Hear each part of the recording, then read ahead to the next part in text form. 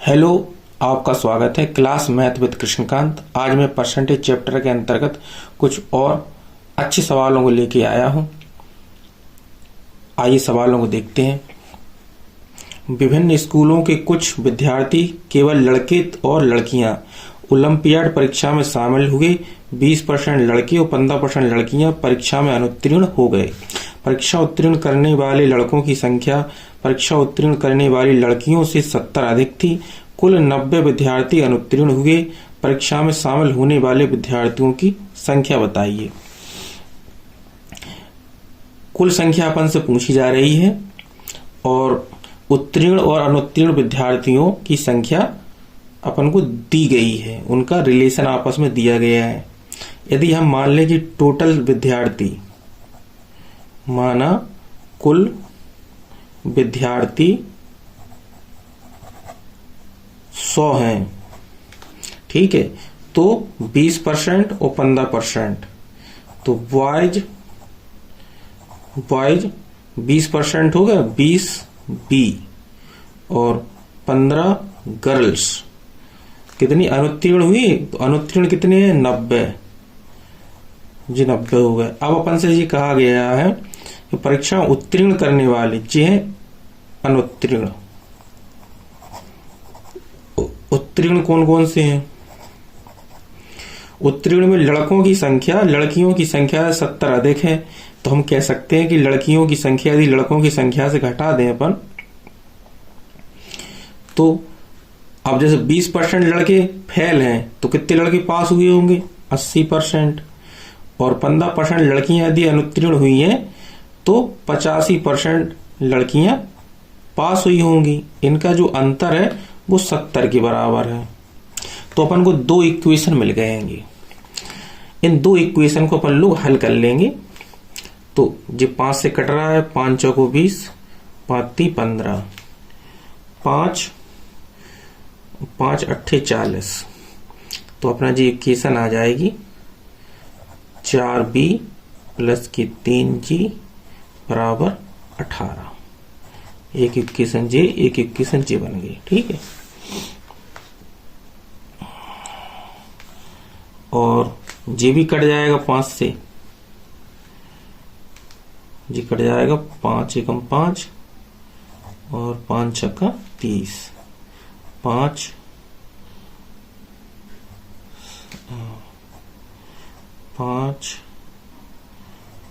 जे आ जाएगा अपना 16b minus के 17g बराबर के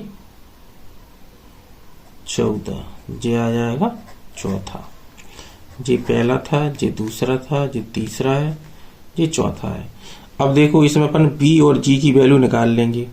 इसमें अपन 4 का गुणा कर लेंगे तो जी 16 हो गया, जी बराबर हो जाएगा, जी आपस में कट जाएंगे। अब बचेंगे क्या?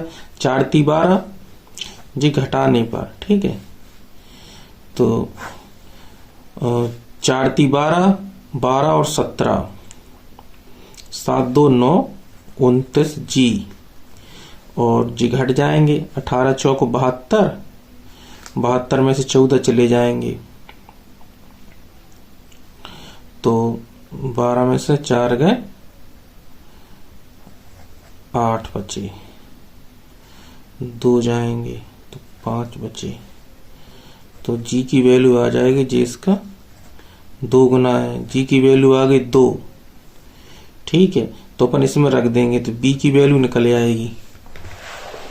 जी की वैल्यू 2 आ गई तो बी की वैल्यू कितनी आ जाएगी? अपन इसमें रख देंगे, 3 दूनी 6, 6 से चला जाएगा तो 12 बचेगा, और बी की वैल्यू आ गई 3, ठीक है। टोटल माने अपन ने 100, तो टोटल कितनी हो जाएंगे? 200 प्लस के 300 यानी कि 500। 500 अपनी संख्या हो जाएगी। तो अपना आंसर आ जाएगा C 500। अच्छा सवाल था जी।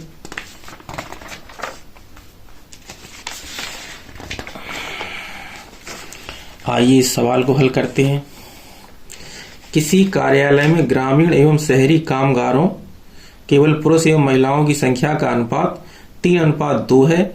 यदि ग्रामीण कामगारों में से 20% एवं शहरी कामगारों में 25% महिलाएं हैं। देखो जी, महिलाओं का परसेंटेज दिया है अपन को, ग्रामीण और शहरी, तो अपन एलिगेशन इसमें लगाएंगे, ग्रामीण शहरी। जी ग्रामीण है 20% और जी 25%, ठीक है, और इनको अनुपात दे रखा है 3:2। तो टोटल कितनी महिलाएं जी अपन निकाल लेंगे, ठीक है। तो टोटल जब निकल आएंगी तो 100 है ना, 100 में से महिलाओं को परसेंटेज घटा देंगे तो पुरुष की निकल आएगी। अब इसे हल करेंगे, इसे हल करके ऐसे करते हैं, 3 का इसमें गुणा करते हैं, इसमें गुणा करते हैं, इसका इसमें गुणा करते हैं और जिन्हें आपस में जोड़ देते हैं। तो देखो 3 का इसमें गुणा करेंगे 60, 25 दूनी 50, 3 प्लस के 2 5, तो जी हो जाएंगे 110/5, 5 दूनी 10, 5 दूनी 10, यानी कि 22%। तो जी आ गई महिलाएं 22% हैं, तो पुरुष कितने हो गए, 100 माइनस के 22 बराबर 78%। अपना आंसर आ जाएगा सी, 78%।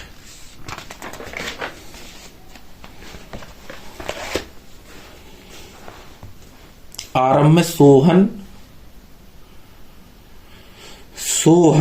के व्यय और बचत का अनुपात 5:1 था, उसके वेतन में 25% की वृद्धि हो गई। 5 अनुपात का व्यय है 5 और 6 में, तो हम मान लेंगे कि 500 उसको खर्च करता है, जे है व्यय और जे है उसकी बचत। 500 वो खर्च करता है, 100 रुपए बचाता है, तो उसकी आय कितनी हो जाएगी, यानी कि 600 हुई उसकी आय। अब आगे कहा गया कि 25% वेतन में 25% की वृद्धि हो गई, तो 600 का 25% अब अपन निकालेंगे तो कितना आ जाएगा, प्लस के 150 आ जाएगा। जे इसमें जोड़ देंगे अपन तो 750 हो जाएगा। और अब कहा गया बचत में 20% की वृद्धि हो जाती है, तो जो 20 जोड़ दिया अपन ने इसमें, जे हो गया 120। अब देखो तो व्यय कितना हो गया, 750 में से 20 घटा देंगे अपन,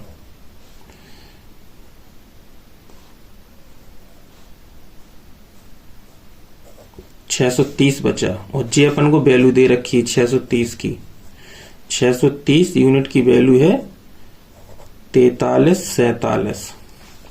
और अपन से आरंभिक वेतन पूछा, यानी 600 की वैल्यू अपन से पूछी है, जे बिंदी से जे बिंदी कट गई,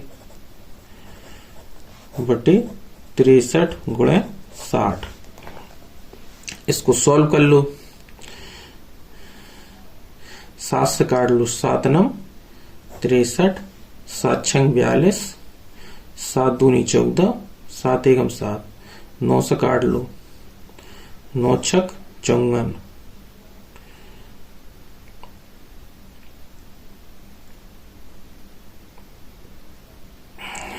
और 9 9 81, जी आ जाएगा 69 गुणे 60 बराबर 6 9 54, 6 6 36 और 5 41। अपना आंसर आ जाएगा बी। अगला सवाल हम करते हैं। एक परिवार चावल, सब्जियों, खाना पकाने के तेल पर 9, 11, 5 के अनुपात में खर्च करता है। यदि इन वस्तुओं की कीमतों में क्रमशः 10%, 20%, 30% की वृद्धि होती है, तो इन वस्तुओं पर होने वाले परिवार के कुल खर्च में कितनी वृद्धि होगी।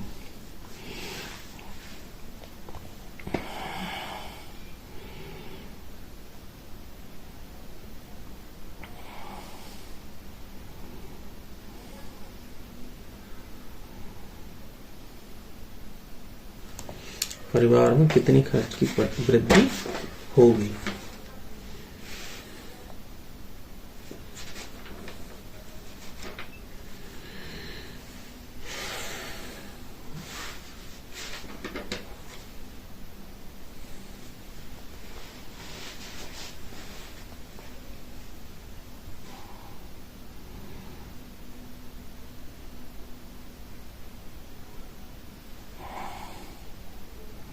देखिए अपन को चावल सब्जियां और खाने के तेल पर खर्च करता है ना वो, यानी कि चावल सब्जियां और खाना, जी रुपया का रेशियो दिया है, जी 9 है, जी 11 है, जी 5 है। तो टोटल इनका कितना है 25। पहले 25 रुपए खर्च करता था वो, ठीक है, 16 9 25, ठीक है। अब यहाँ क्या 10% बढ़ गया। 10% का मतलब क्या होगा 0.9 बढ़ गया।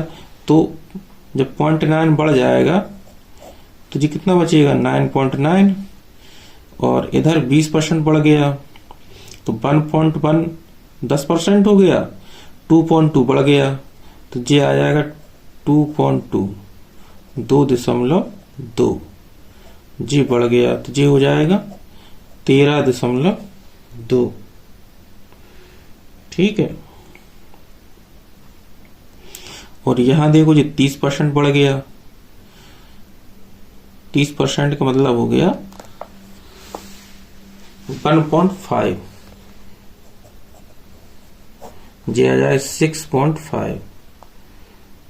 तो अब क्या असर पड़ा इस पर, जी निकालना है अपन को। इसको जोड़ देंगे अपन, 5 2 7 9 7 16, 1 7 3 10 10 9 19 और 1 2। तो इसमें कितने की वृद्धि हो गई 4.6 की वृद्धि हो गई ना, बटे 25 गुणे 100, 25 चौको 100, 4 छंग 24, 4 चौको 16, 2 18, 18.4%, 18.4%। आंसर आ जाएगा अपना सी। इस सवाल को हल करते हैं। एक स्कूल में लड़कों और लड़कियों की संख्या का अनुपात क्रमशः 3:4 है। यदि लड़कों की संख्या में 10% की वृद्धि, लड़कियों की संख्या में 15% की वृद्धि होती है तो लड़कों की संख्या और लड़कियों की संख्या का नया अनुपात ज्ञात कीजिए।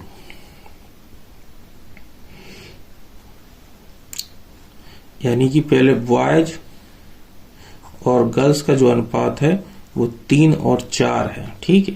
अब इसमें वृद्धि हो गई 10% की, जो नया वाला है उसमें बॉयज और गर्ल्स, तो उसमें वृद्धि होगी तो 3 का अपन क्या कर देंगे 110% है, और इसका निकाल देंगे 4 का 115%, ठीक है। इसको अब सॉल्व कर देंगे।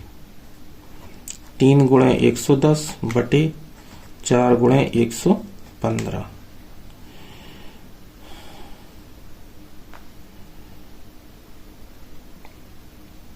2 दूनी 4, 2 पंचे 10, 2 पंचे 10, 5 से जी कट जाएगा, 5 दूनी 10, 5 ती 15, 5 एकम 5, ऊपर आ जाएगा 33/46, 33/46।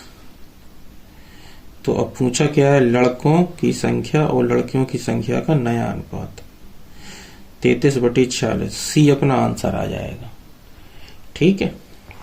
अगला सवाल हल करते हैं।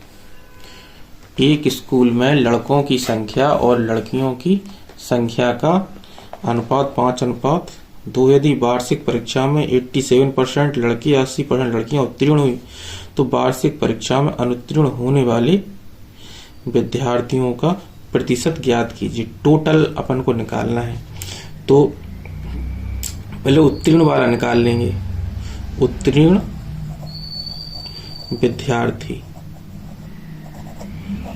विद्यार्थी कितने निकल आएंगे देखना, 87 गुणे 5 प्लस के 80 गुणे 2 बटे 7।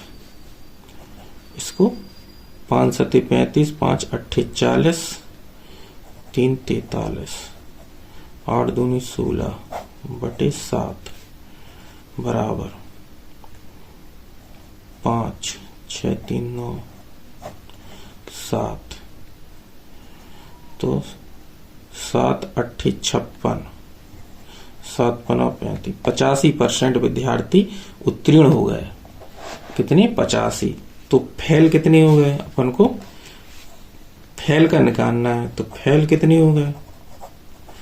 100 माइनस के 85 यानी कि 15%। सी अपना आंसर आ जाएगा।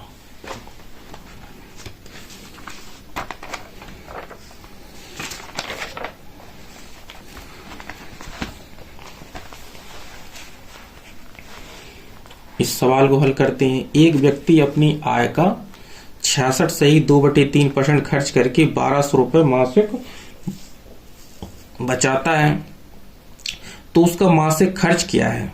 खर्चा अपन को निकालनी है। देखना 66 सही 2/3, 66 सही 2/3% का मतलब हो गया 2/3।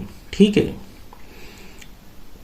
यानी 3 आय है तो 2 खर्च करता है वो।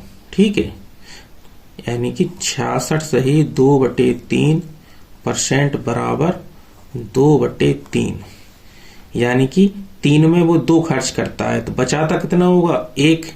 तो 1 यूनिट की वैल्यू हो गई 1200। ठीक है, अब पूछा अपन से क्या है उसने? उसका मासिक खर्च।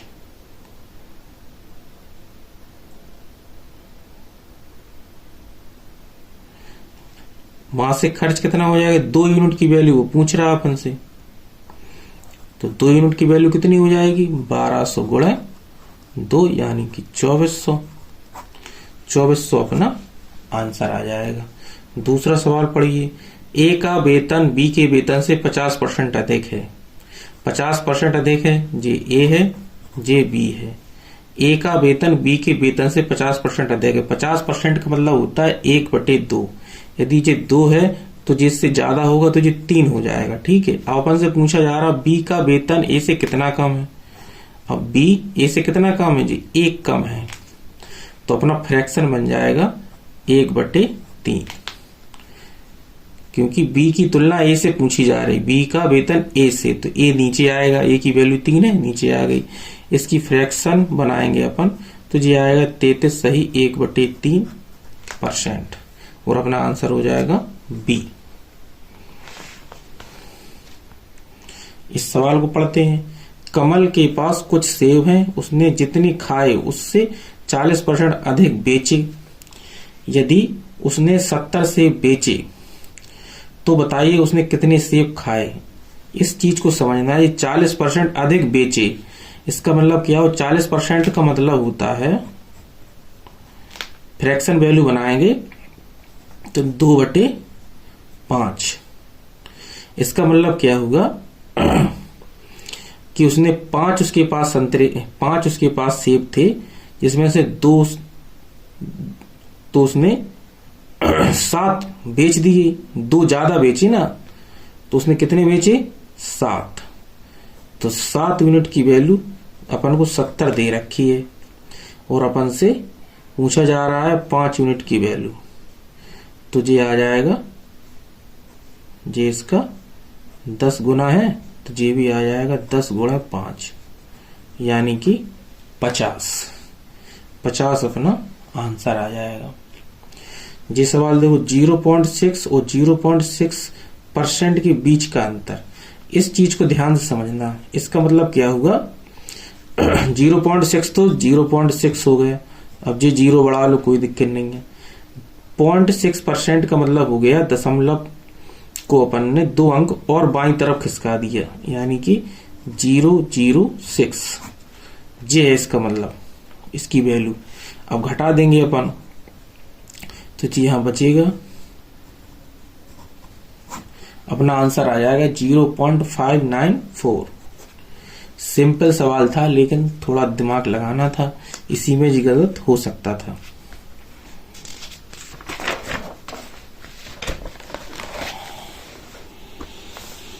एक लड़का प्रश्न 1/4 और 1/5 के योग को 1 में से घटाइए और उत्तर दशमलव में दें का उत्तर 0.45 देता है। उसका मतलब ये है कि 1/4 1/5 को जोड़ा उसने, जोड़ने के बाद 1 से घटा दिया और उसका उत्तर दे दिया 0.45, जबकि जो उत्तर गलत था।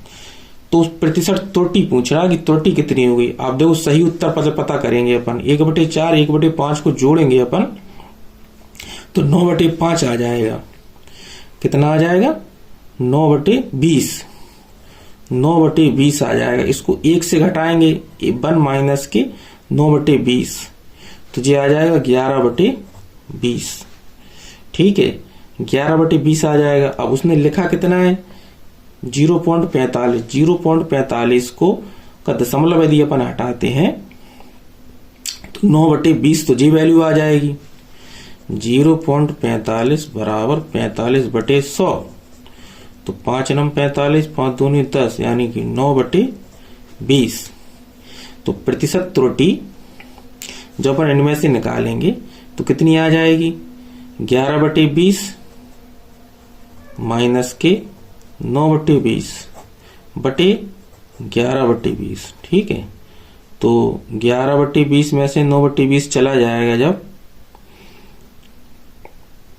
तो 2/20 बचेगा, यानी 2/20 गुणे 11 गुणे 20, जी और जी कट जाएगा। ठीक है, और जब परसेंटेज में वैल्यू निकालेंगे अपन तो ये आ जाएगा 200/11%। जी डी अपना आंसर आ जाएगा। इसको दिमाग से अपन कर सकते थे, जी हमने लिख दिया सिर्फ आपको समझाने के लिए, आप दिमाग से कर सकते थे। ठीक है, इसको सॉल्व करने की इतनी जरूरत नहीं थी। अगला सवाल देखते हैं। एक निश्चित तारीख पर दो देशों के बीच खेले गए सभी एक दिवसीय मैचों में पाकिस्तान की भारत के मुकाबले सफलता दर 60% है। वे भारत से अगले 30 एक दिवसीय मैचों में लगातार हार गए और उनकी सफलता दर गिरकर 30% रह गई। दोनों देशों के बीच खेले गए एक दिवसीय मैचों की कुल संख्या बताइए।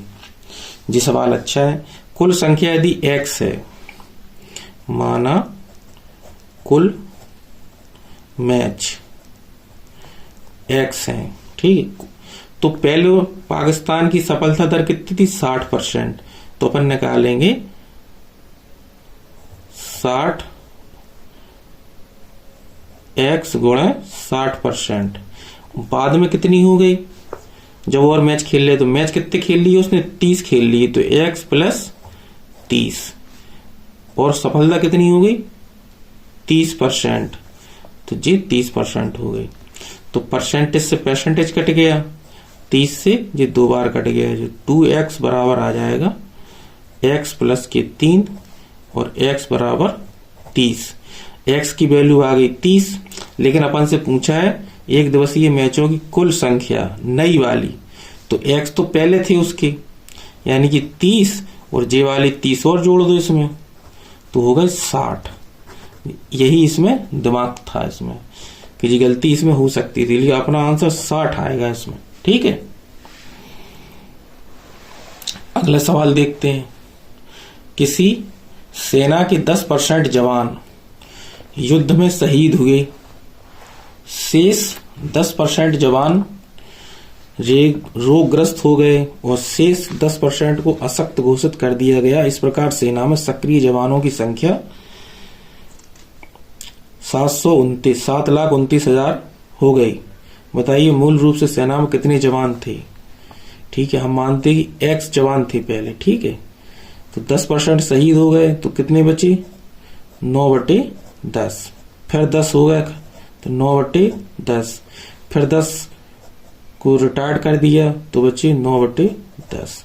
इसकी वैल्यू अपन को दे रखी है 7,29,000।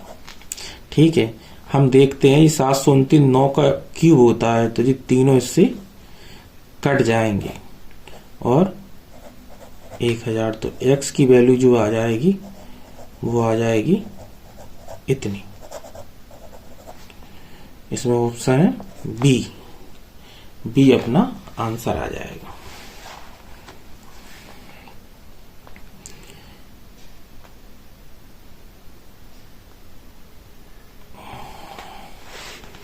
इस सवाल को हल करते हैं। एक चुनाव में केवल 2 उम्मीदवार थे। विजयी प्रत्याशी को कुल मतों के 48% मत प्राप्त। यदि कुल मत 100% हैं टोटल वोट 100% है। ठीक है, 48 मिले हैं किसको? विनर को। कितनी? 48%। और हारने वाले को, लूजर कितना है?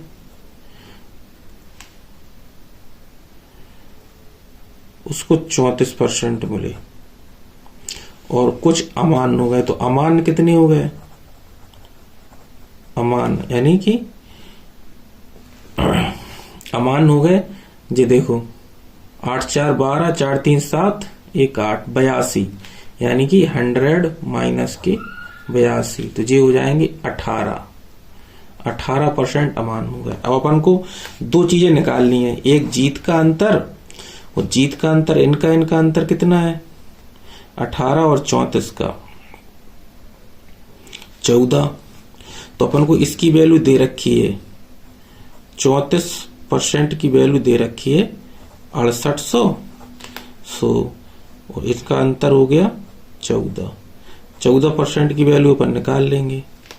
जे इसका 2 गुना है, 14 दूनी 2800। ठीक है, एक आंसर आ गया अपना 2800। और एक 18% की वैल्यू कितनी हो जाएगी? 18% की वैल्यू हो जाएगी 3600। तो अपने दो आंसर आ गए 2800 और 3600। 2800 3600 कहाँ है? 2800 और 3600 बी अपना आंसर हो जाएगा। ठीक है, अब एक कस्बे की जनसंख्या प्रतिवर्ष 10% की वृद्धि होती है। यदि वर्तमान जनसंख्या 20,000 है, अगले वर्ष में यह कितनी होगी? यानी कि 110% की वैल्यू अपन को दे रखी है 20,000। 100% की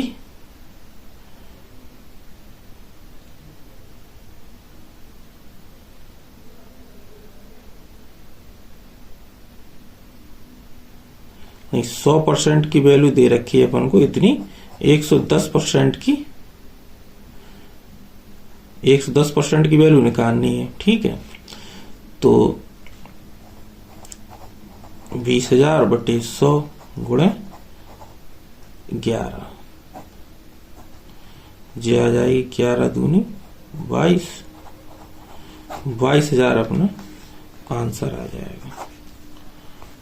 ठीक है, आप लोगों से अनुरोध है, अब मैं प्रॉफिट एंड लॉस पर क्लास बनाऊंगा, उसको आप लोग प्यार दीजिएगा और लाइक और सब्सक्राइब कीजिएगा।